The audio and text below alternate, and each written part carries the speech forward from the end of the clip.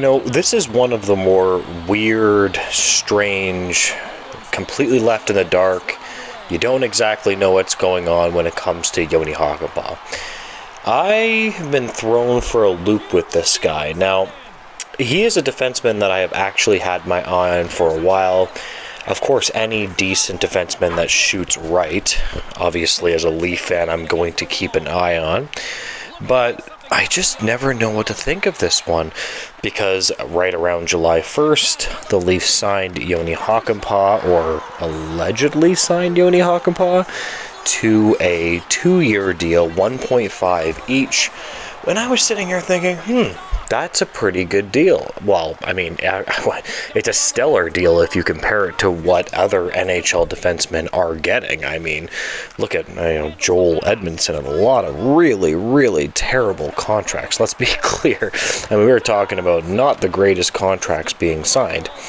And to my knowledge, I was looking at this. I do my classic lookups, the analytics, his time on ice, his competition, history of who's played for, attributes, things that has positives and negatives to him. And I was thinking, man, a guy that plays 18 minutes time on ice, he couldn't get any more than 1.5. I was like, really? That doesn't make any sense. And then it shows Steve Simmons wrote an article saying, well, actually, this guy has pretty much no knee left. And I'm like, okay, wait a minute. Hold the phone here. Hold the phone.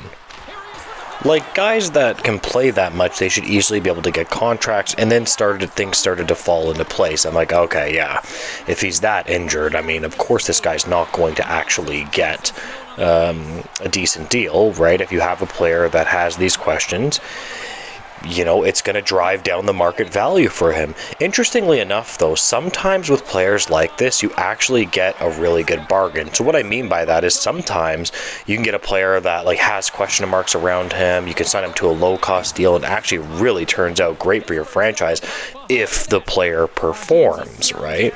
I mean, there's a lot of deals. That is one of the only ways to get deals in the NHL, really, or be the Florida Panthers, or just sign a player long term and then eventually it works out. So this actually might, now if Jani Hakanpaa plays, this could potentially work out a lot for the Leafs. You can get 18, 19-minute guy, can PK, be physical, clear the front of the net. He can have long reach. I mean, again, when defensemen take up this much space, they tend to be very valuable, right? Because when defensemen are big, they're harder to get by. Now, obviously, you need to be able to play as well, but whatever. Now, it does look like Jani Hakanpaa is going to be at the Leafs training camp, or at least show up. Now, what I'm thinking to myself, does that mean that he is going to be on a PTO? But that has not been reported. I'm not reporting that. I'm just saying that, so they haven't signed him to an actual contract. Now, they're looking that he is going to show up. Are they just saying, okay, we'll see how he looks in training camp and we can have more clarification on that? Brad Treliving, when Austin Matthews was named captain of the Maple Leafs, he did say that there would be more clarification. I believe he said one way or the other, which, I mean, in classic Brad Treliving way, is really vague, that you don't know what the hell he's talking about. The most surprising thing about this entire thing is that Steve Simmons actually turned out to be correct, and it doesn't. It looks like he's not the only one that's saying this. This is why it was driving down the cost of Hakanpaa. Now, here's the thing: I don't mind the Leafs doing this, because a lot of times, like I said, I'm going to say it again, you can get an absolute bargain for a player because of situations like this. So why the hell not? Now, it doesn't mean that you want to go out of your way for a player to be on LTIR. That's not smart either.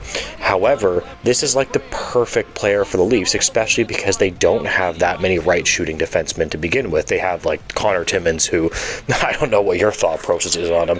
I don't really look at him as any NHL regular. He's got a little bit of offense. I understand he can move the puck a little bit. He's almost irrationally confident on the ice, but he cannot defend his way out of a wet paper bag. So I'm not going to be looking at him too close.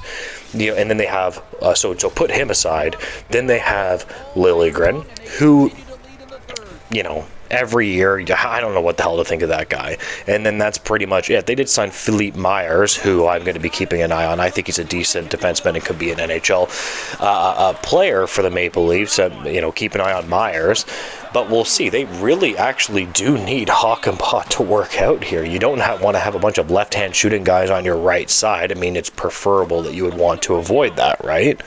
But basically, the update is that it looks like he is going to be at the Leafs training camp now, and that he did not actually sign a contract, which is interesting. That I guess maybe even the insiders were left in the dark there, because none of them actually, even reconfirmed that he never actually signed a contract, unless Chris Johnson did recently, which is good. I mean, that's what you want to hear. Like, you want to hear correct information and updates, that I know we all want to see.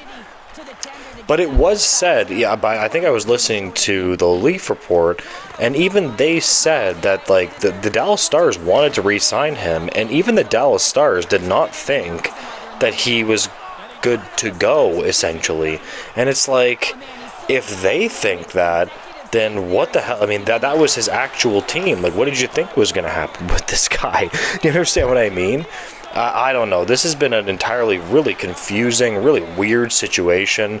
But I really, really do hope, for the Leafs' sake, he actually does end up playing for him. He's a pretty good player, man. Like, I watched this guy in Dallas. I actually watched a lot of Dallas's games. For Chris Tanev and whatnot. Chris Tanev was excellent, but we're talking about Hakanpaa right now. Anyways, I'm going to leave the video there. If you could made it to the video, I appreciate it. If you could like, comment, subscribe, tell me why I'm right, tell me why I'm wrong. And thank you guys so much for watching. Enjoy your day.